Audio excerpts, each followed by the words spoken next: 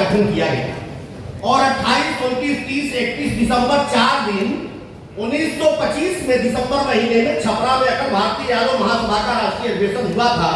जिसमें हमारे बीच में यदु साहब बैठे थे। उसमें 15,000 प्रतिनिधि उस दौर में यहाँ इकट्ठा थे। जब आज के 100 वर्ष पहले छपरा में यादव महासभा का सम्मेलन हुआ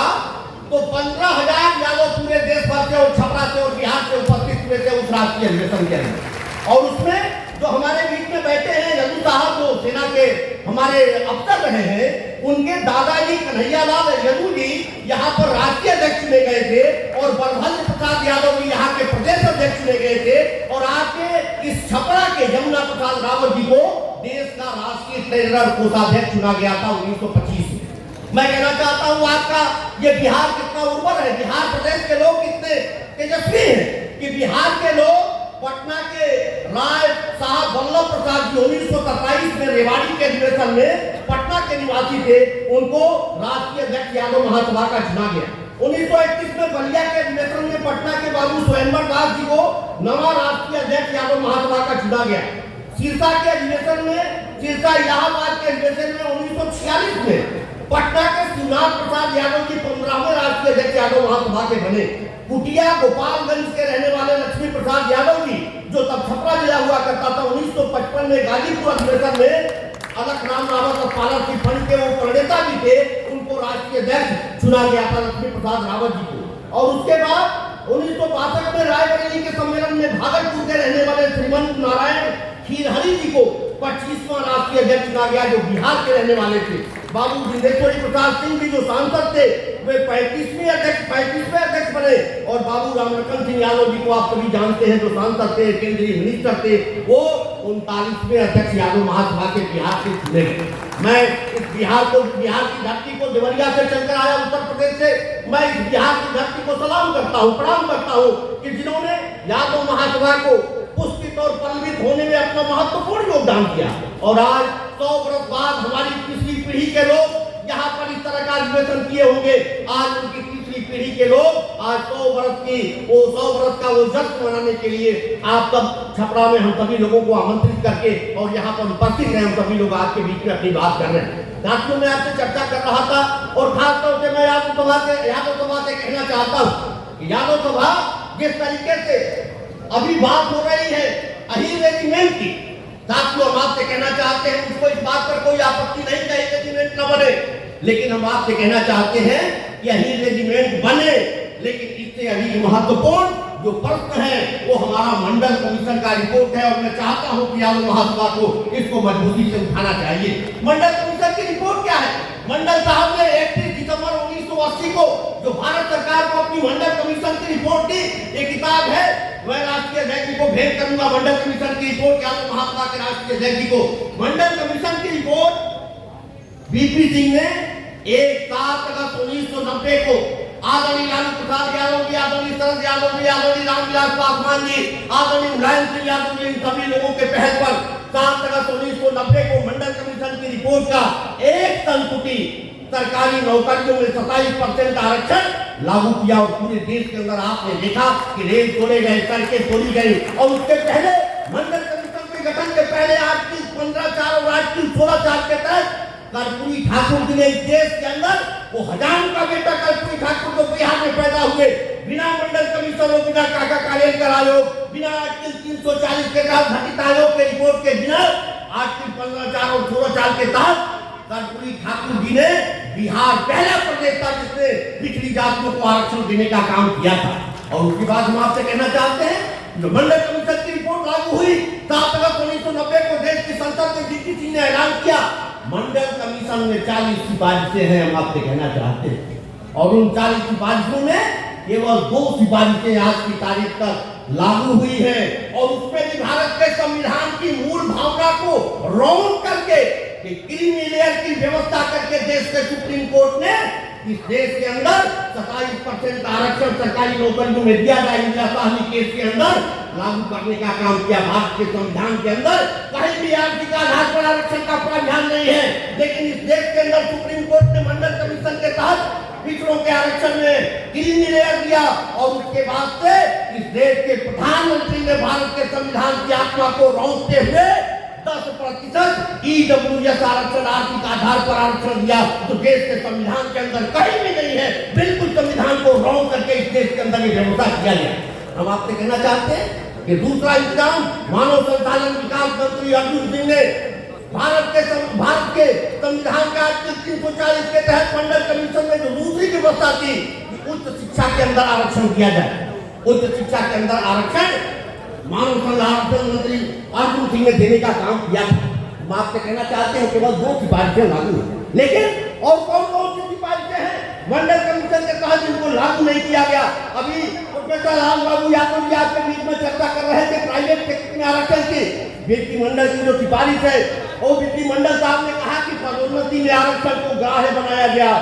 पदोन्नति में आरक्षण हमको प्राप्त नहीं है। पूरे देश के अंदर पदोन्नति में आरक्षण नहीं पा रहे हैं। उन्होंने लिखा कि 9 भरे गए कोटे 3 साल की अवधि तक जिस तरीके से एससी और एसटी के लिए भरे नहीं जाते हैं, वैसे ही 3 वर्ष तक जो कोटे नहीं भरे गए उनको रिक्त रखा जाए। उन्होंने कहा कि एससी एसटी की तरह हमारी आयु सीमा को बढ़ाया जाए। मंडल साहब ने कहा कि पदों के प्रत्येक वर्ग के लिए संबंधित प्राधिकारियों द्वारा उसी प्रकार से रोस्टर प्रणाली अपनाई जाए जिस तरीके से एससी और एसटी के लिए अपनाई जाती है। वित्तीय सहायता प्राप्त निजी क्षेत्र के प्रतिष्ठानों में भी आरक्षण बाध्यकारी दी जाए। आज की तारीख में आरएसएस में जो पंचायत ठाट लालू प्रसाद यादव जी लेकर घूमते हैं, पंचायत ठाट में इस बात का इंतजाम है कि देश का जो संपूर्ण वंचित तबका है उसको दास और मजदूर बना के रखा जाए और इसी के तहत उसी आरएसएस के अवधारणा पंचायत ठाट के तहत इस देश के अंदर सारे सरकारी प्रतिष्ठानों को प्राइवेट किया जा रहा है। हम आपसे कहना चाहते हैं आज कौन सा अग्निवीर हम बात कर रहे हैं सेना के अंदर रही रेजिमेंट की और हमारे देश की सरकार बात कर रही है अग्निवीर की। आखिर हम कैसे सेना में सैनिक बनेंगे जब वहां पर परमानेंट नियुक्ति नहीं होगी। देश दुनिया के इतिहास में पहला देश भारत है जो अग्निवीर की नियुक्ति कर रहा है। सरकारी तौर पर जिस तरह से हमारे तमाम सेना के जवान यहाँ पर बैठे हुए हैं, जिस तरह से इनको फुल पेड सेना का जवान बनाया गया सरकार की तरफ से, और इस देश के अंदर जब से भारतीय जनता पार्टी की सरकार आई है तब से इस देश के अंदर अग्निवीर की नियुक्ति हो रही है। सेना की परमानेंट भर्ती कर दी गई। 4 वर्ष के लिए हमारा नौजवान सेना में भर्ती होगा, कॉन्ट्रैक्ट पर 4 वर्ष के लिए भर्ती होगा और 4 वर्ष बाद उसको निकाल दिया जाएगा। इस देश का प्रधानमंत्री 74 वर्ष की उम्र में तीसरी बार भारत का प्रधानमंत्री बना है और हमारे देश के नौजवानों को कह रहा है कि इनको 4 वर्ष के लिए सेना में अग्निवीर बनाने का काम करेंगे। हम आपसे कहना चाहते हैं कि इसीलिए वित्त मंडल जी ने कहा कि जब हम सरकारी नौकरियों में 27% आरक्षण अपने समाज को देंगे तो इस देश के जो हुक्मरान है, जो इस देश के मनुवादी ताकतें हैं, वो मनुवादी ताकतें इस देश के अंदर उसका काट ढूंढेंगी और उसका काट के ये सारे सरकारी संस्थानों को प्राइवेट कर दिया जाए। न रहेगा बांस, न बनेगी बांसुरी, न सरकारी संस्थान रहेंगे, न इस देश के पिछड़े, न इस देश के दलित, न इस देश के अनुसूचित जनजाति के लोग सरकारी नौकरियों की मांग करेंगे। आज के 340, आज के 341 और आज के 342 को क्रियान्वित करने की मांग इस देश के अंदर नहीं की जाएगी। हम संविधान लेकर घूम रहे हैं कि भारत के संविधान को बस बदलना नहीं चाहिए, हम भारत के संविधान की रक्षा करेंगे। हम आपसे कहना चाहते हैं कि भारत का संविधान मेरे हाथ में रहेगा और इसके अंदर लिखे गए अधिकार वो सारे हमसे छीन लिए जाएंगे। केवल कवर लेकर हम घूमते रहेंगे कि भारत का संविधान है। जिस दिन इस देश के अंदर आपका वोट देने का अधिकार ईवीएम के जरिए हम आपसे कहना चाहते हैं, मैं ऊपर नहीं जाता, मैं फिर से कहना चाहता हूं कि उन्होंने कहा कि प्राइवेट सेक्टर में आरक्षण दिया जाए। मंडल साहब ने कहा कि सभी यूनिवर्सिटी और कॉलेजों में इसे लागू किया जाए, प्रोफेसर और कुलपति बनाया जाए। कोई कुलपति पिछड़े वर्ग का नहीं, अनुसूचित जाति, अनुसूचित जनजाति का नहीं। और प्रोफेसर की नियुक्ति जहां होती है हमारे समाज का ओबीसी कोटे पर एनएफएस नॉट फॉर सुटेबल लिख करके हमारे समाज के लोगों को किनारे कर दिया जाता है और फिर उसको सामान्य तबके से भर दिया जाता है। मैं आपसे कहना चाहता हूं उसके बाद हमारे ओबीसी के छात्रों को ट्यूशन फीस की छूट दी जाए, किताब और वस्त्र मुफ्त दिया जाए, दोपहर का भोजन मुफ्त दिया जाए, छात्रावास की सुविधा मुफ्त दी जाए और वैज्ञानिक और तकनीकी व्यवसायिक संस्थानों में 27% आरक्षण दिया जाए। तकनीकी और व्यवसायिक संस्थानों के ओबीसी छात्रों को विशेष कोचिंग की व्यवस्था की जाए। व्यवसायिक प्रशिक्षण प्राप्त ओबीसी लघु उद्योग लगाने के लिए वित्तीय और तकनीकी सहायता दी जाए। ओबीसी के लिए पृथक वित्तीय संस्थाएं बनाई जाए। ओबीसी व्यवसायिक ग्रुपों की सहकारी समितियां गठित हो। अधिकतम भूमि सीमा कानून के तहत निकली फालतू जमीन का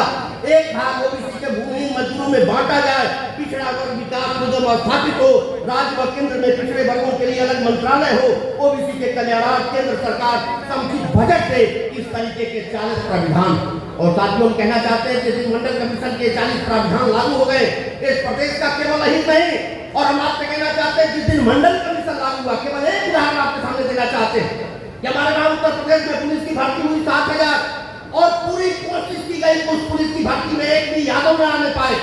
लेकिन मंडल कमीशन की सिफारिश के चलते और हमने अपने बेटे और बेटियों को इतनी मजबूती से पढ़ाया कि वो वहां पर सरकार के न चाहने के बावजूद ओबीसी कोटों के 16,224 में 2978 मतलब 18.3% नौजवान केवल यादव स्तर में लिखने वाले पास हुए, और जनरल कोटे में 24,102 में 2939 मतलब 12.2% यादव समाज के केवल बेटे और बेटियां पुलिस के अंदर भर्ती हुए, जिन्होंने अपने नाम के आगे यादव टाइटल लिख रखा था। मतलब 60,000 में 9.82, 60,000 में 10%। सारे बाधा के बावजूद मंडल कमीशन की सिफारिश लागू होने से उत्तर प्रदेश में केवल यादव लड़के सिपाही बने। हम आपसे कहना चाहते हैं कि जिस दिन यादव महासभा जिस तरीके से रेजांगला में 122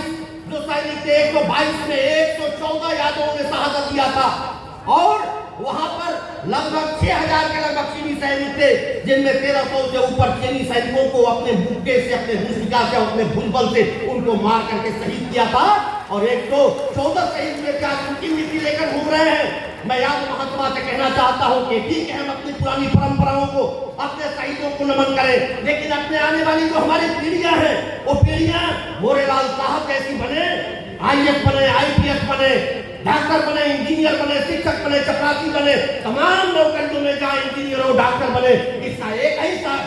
ही इसका अस्त्र है, वो मंडल कमीशन की रिपोर्ट है, भारत का संविधान है। इसलिए मंडल कमीशन की रिपोर्ट को भी हमारे यादव महासभा को अडॉप्ट करना चाहिए, और इस बात का प्रस्ताव पास होना चाहिए कि जो मंडल कमीशन की 40 सिफारिशें हैं, वो केंद्र की सरकार हो चाहे वो प्रदेश की सरकारें हो, हमारा इस तरीके से मंडल जागरूकता रथ निकलना चाहिए, और उस मंडल जागरूकता रथ के जरिए इस देश के अंदर ये माहौल बनना चाहिए कि मंडल कमीशन की सारी सिफारिशें लागू हो। और साथियों जिस दिन हमारे तमाम कल के नेताओं ने और बिहारी चौधरी जी ने और हमारे विधानसभा अध्यक्ष जी ने कहा कि यादव जो है वो लीडर है, वो छत्र प्रदान करता है अपने समाज को, इस देश के वंचित और पिछड़े समाज को। जिस दिन हम मंडल कमीशन की बात करेंगे हमारे ऊपर कोई जाति का आरोप भी नहीं लगाएगा, और मंडल कमीशन की सिफारिशों को लागू कराने का काम लालू प्रसाद यादव, शरद यादव जी ने, मुलायम सिंह यादव जी ने किया, और उसका लाभ पूरा पिछड़ा समाज उठा रहा है। इसलिए जिस दिन हमारा यादव महासभा मंडल कमीशन की सिफारिशों को लागू करने के लिए आंदोलन चलाएगा, रथ यात्रा चलाएगा, और इस बात का अभियान चलाएगा कि मंडल कमीशन की सारी सिफारिश कहना चाहता हूँ कि उस दिन गाँव में फैल चलाने वाला, गाँव में भेद चलाने वाला, हजामत बनाने वाला, लोहा पीटने वाला, कुम्हारगिरी करने वाला कोई पिछड़े वर्ग का व्यक्ति बाकी नहीं रहेगा, क्योंकि मंडल कमीशन ने कहा कि अगर अपना बेटे को आप पढ़ाना चाहते हैं, उसके फीस का इंतजाम, उसके हॉस्टल का इंतजाम, उसके खाने का इंतजाम, उसके कपड़े का इंतजाम, उसके कोचिंग का इंतजाम, उसके छात्रावास का इंतजाम, उसके कपड़े का इंतजाम, सारा इंतजाम भारत सरकार मंडल कमीशन की सिफारिशों के तहत 39 सिफारिशों की तरफ कहेगी। इसलिए हम आप लोगों से यही कहते हुए कि मंडल कमीशन की जो सिफारिशें हैं इस देश के अंदर लागू होनी चाहिए, और इस बात के लिए यादव महासभा को, संपूर्ण पिछड़े समाज को, 52% पिछड़े समाज को नेतृत्व करते हुए बड़े भाई की तरह यादव महासभा को इस अभियान को तेज करना चाहिए। जिस तरीके से हम मांग कर रहे हैं यहाँ पर कि हक है हमारा सेना में अहिर रेजिमेंट, उसी तरह से हमारा मांग ये होना चाहिए मंडल कमीशन हक है इस देश के पिछड़ों का, यादवों का। इसलिए मैं कोई लंबी बात न करते, बहुत सारी बातें आपके बीच में कहनी थी, लेकिन बहुत सारे वक्ता है, इसलिए मैं अपनी बात को यही खत्म करते हुए बस यही कहते हुए कि कोई अगर में आए तो महफिल तड़प उठे, एक दिल पे चोट आए तो हर दिल तड़प उठे, मिलजुल के जिंदगी का तसव्वुर लिए हुए हम यूं कदम बढ़ाएं कि मंजिल तड़प उठे। बहुत बहुत साधुवाद। जय भारत, जय संविधान।